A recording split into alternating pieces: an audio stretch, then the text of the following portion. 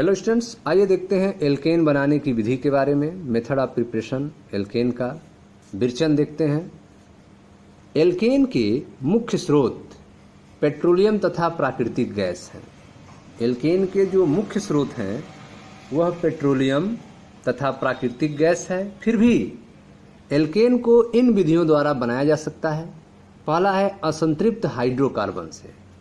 असंतृप्त hydrocarbon से alkene को बनाया जा सकता है। कैसे देखें, डाईहाइड्रोजन गैस सूक्ष्म विभाजित उत्प्रेरक की उपस्थिति में एल्कीन के साथ योग करके एल्केन बनाती है। एल्कीन के साथ डाईहाइड्रोजन गैस का योग होगा सूक्ष्म विभाजित उत्प्रेरक जैसे कि प्लेटिनम, पैलेडियम, निकल की उपस्थिति में और एल्केन प्राप्त होगा। इस प्रक्रिया को हाइड्रोजनीकरण कहा जाता है, हाइड्रोजिनेशन कहा जाता है।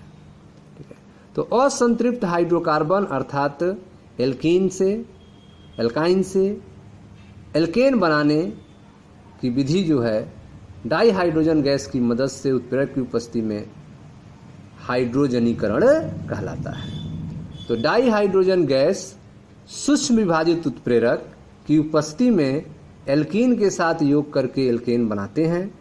इस प्रक्रिया को हाइड्रोजनीकरण कहते हैं। ये धातुएं हाइड्रोजन गैस को अपनी सतह पर अवशोषित करती हैं। ये धातुएं जो हैं हाइड्रोजन गैस को अपनी सतह पर अधिशोषित करती हैं और हाइड्रोजन आबंध को सक्रिय करती हैं।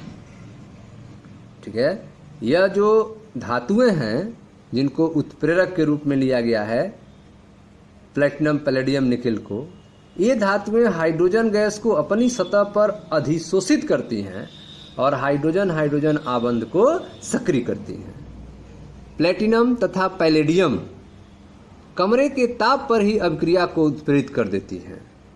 प्लेटिनम तथा पैलेडियम जो है कमरे के ताप पर ही अभिक्रिया को उत्प्रेरित कर देती है, परंतु निकल जो है उत्प्रेरक के लिए आपेक्षिक रूप से उच्च ताप तथा दाब की आवश्यकता होती है।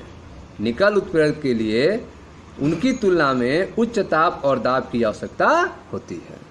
तो यह है आपका एक एल्कीन अर्थात एथीन, जिस पर डाईहाइड्रोजन का ऐड हो रहा है प्लेटिनम, लेड या निकल की उपस्थिति में, और आपका एल्केन अर्थात एथेन प्राप्त हो जाएगा।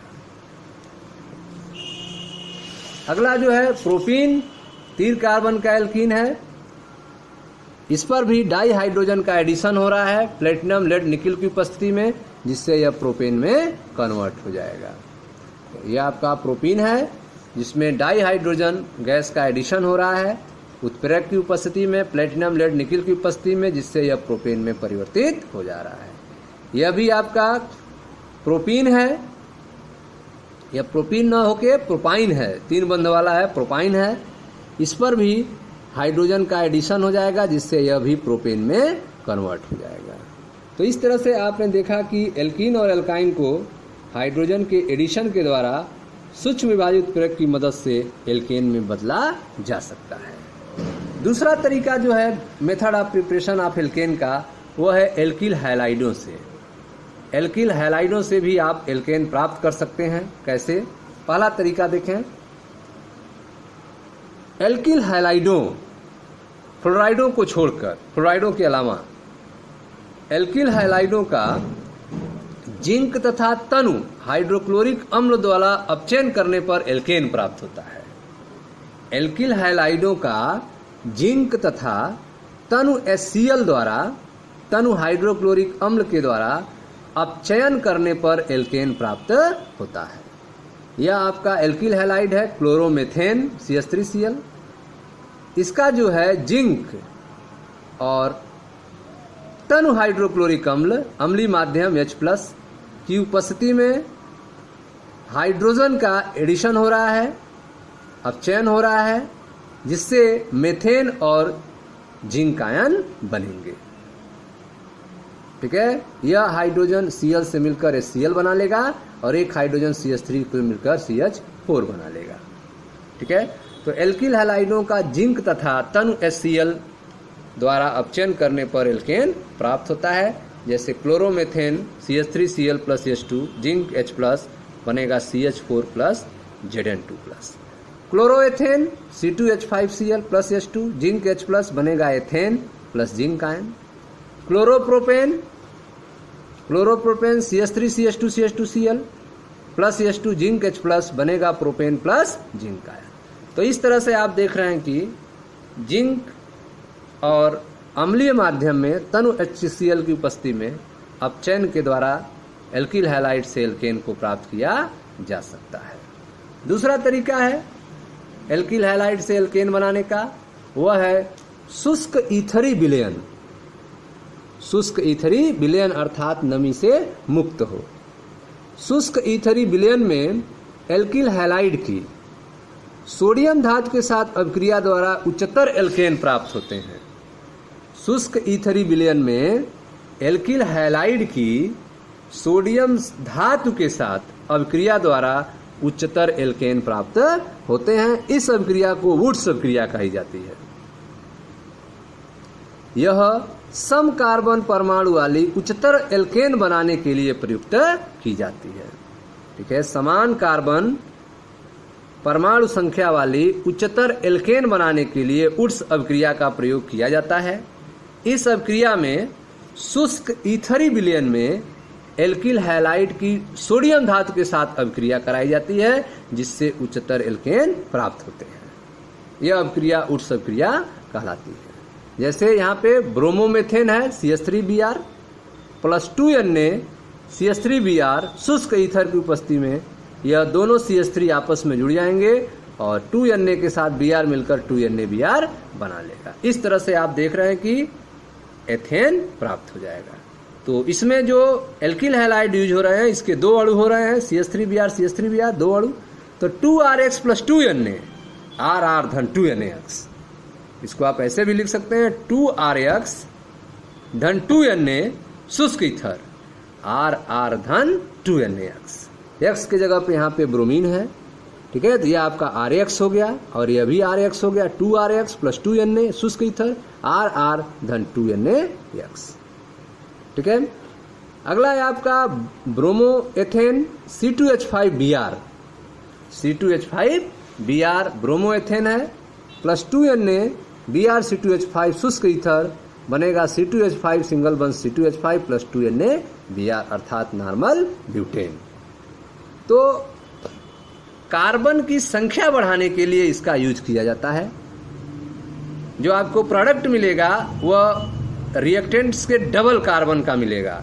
जैसे आपका रिएक्टेंट जो है, अभिकारक जो है ब्रोमोमेथेन है जिसमें 1 कार्बन है, और आपका जो प्रोडक्ट बन रहा है एथेन जिसमें 2 कार्बन है।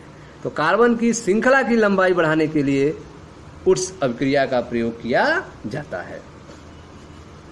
ठीक है, अगला आपका है कार्बोक्सिलिक अम्ल से कैसे बनाएंगे एल्केन।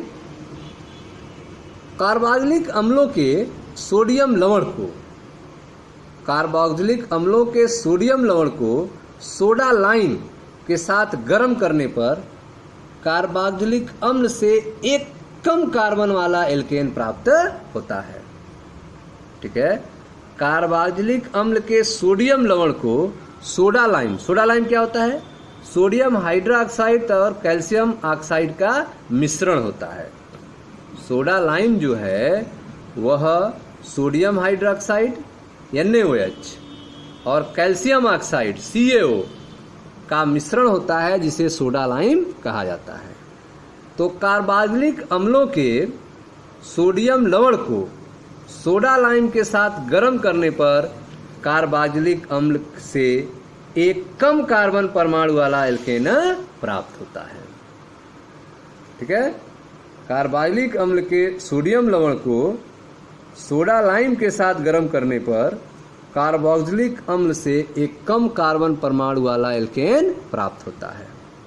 कार्बोक्सिलिक अम्ल से कार्बन डाइऑक्साइड के इस विलोपन को कार्बोक्सिलीकरण कहा जाता है। कार्बोक्सिलिक अम्ल से एक कार्बन कम होना किस रूप में? कार्बन डाइऑक्साइड के रूप में। कार्बोक्सिलिक अम्ल से कार्बन डाइऑक्साइड के इस विलोपन को विकार्बोक्सिलीकरण कहा जाता है। जैसे यह आपका कार्बोक्सिलिक अम्ल का सोडियम लवण है, सोडियम एसीटेट CH3COON। यह सोडियम हाइड्रोक्साइड के साथ CO के मिश्रण के साथ अर्थात सोडा लाइम के साथ गर्म करते हैं, जिससे मेथेन बनता है और सोडियम कार्बोनेट बनता है। ठीक है, तो इस तरह से जो है कार्बोक्सिलिक अम्ल से भी एल्केन बनाया जा सकता है। अगला जो तरीका है वह है आपका कोल्वे के विद्युत अपघटनी विधि के द्वारा। कोल्वे के विद्युत अपघटनी विधि के द्वारा भी एल्केन बनाया जा सकता है। कैसे, देखिए ध्यान से। कार्बोक्सिलिक अम्लों के सोडियम अथवा पोटेशियम लवण के जलीय विलयन का विद्युत अपघटन करने पर, कार्बोक्सिलिक अम्ल के सोडियम अथवा पोटेशियम लवण के जलीय विलयन का विद्युत अपघटन करने पर एनोड पर सम कार्बन परमाणु वाले एल्केन प्राप्त होते हैं। एनोड पर जो है समान कार्बन परमाणु वाले एल्केन प्राप्त होते हैं। जैसे यह आपका कार्बोक्सिलिक अम्ल का सोडियम लवण है, सोडियम एसीटेट CH3COON का 2 अणु प्लस 2H2O विद्युत अपघटन कर रहे हैं, जिससे समान कार्बन वाला एल्केन प्राप्त हो रहा है। 2 कार्बन है इसमें, तो 2 कार्बन वाला एल्केन प्राप्त हुआ ethane plus 2CO2 plus H2 plus 2NaOH।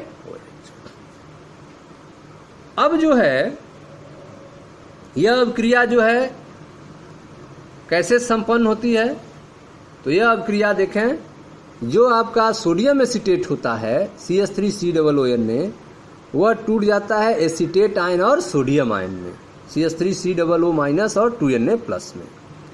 Anode पर यह एसीटेट आयन जो है 2 इलेक्ट्रॉन को निकालता है और चेंज हो जाता है CH3 और ऑक्सीजन में, मेथिल मुक्त मूलक में और ऑक्सीजन में। एसीटेट आयन एसीटेट मुक्त मूलक बनता है, फिर यह चेंज होता है मेथिल मुक्त मूलक और ऑक्सीजन में। यह जो मेथिल मूलक है यह आपस में जुड़ते हैं और एथेन बनाते हैं। कैथोड पर जल जो है इलेक्ट्रॉन को ग्रहण करके हाइड्रोक्साइड आयन और प्रोटॉन बनाता है। 2 प्रोटॉन आपस में मिलकर हाइड्रोजन गैस बनाते हैं। ठीक है, तो इस तरह से यह जो है समीकरण पूरा होता है, जिसमें कार्बन डाइऑक्साइड, हाइड्रोजन और सोडियम हाइड्रोक्साइड बनता है। मेथेन इस विधि द्वारा नहीं बनाई जा सकती है। मेथेन जो है इस विधि के द्वारा नहीं बनाई जा सकती है। ठीक है, तो आप देख रहे हैं एल्केन बनाने की विधि, जिसमें पहला हमने आपको बताया असंतृप्त हाइड्रोकार्बन से, दूसरा एल्किल हैलाइड से, तीसरा कार्बोक्सिलिक अम्ल से। कार्बोक्सिलिक अम्ल में दूसरा आपने देखा कोल्वे का विद्युत अपघटन विधि के द्वारा। ठीक है, तो यह था आपका विरचन मेथड ऑफ प्रिपरेशन। एक क्वेश्चन दिया हुआ है, प्रोपेन के विरचन के लिए किस अम्ल के सोडियम लवण की आवश्यकता होगी? अब क्रिया का रासायनिक समीकरण दीजिए। तो प्रोपेन बनाना है तो आपको ब्यूटेनोइक अम्ल के सोडियम लवण की जरूरत होगी। ठीक है, CH3CH2CH2COON प्लस NaOH CaO बनेगा आपका propane CH3CH2CH3 plus sodium carbonate. तो ब्यूटेनोइक अम्ल का सोडियम लवण की जरूरत होगी आपको प्रोपेन बनाने के लिए। तो यह स्टूडेंट्स था method of preparation of alkene के बारे में। मिलते हैं नेक्स्ट वीडियो में, जहां भौतिक गुण के बारे में चर्चा की जाएगी। Thank you.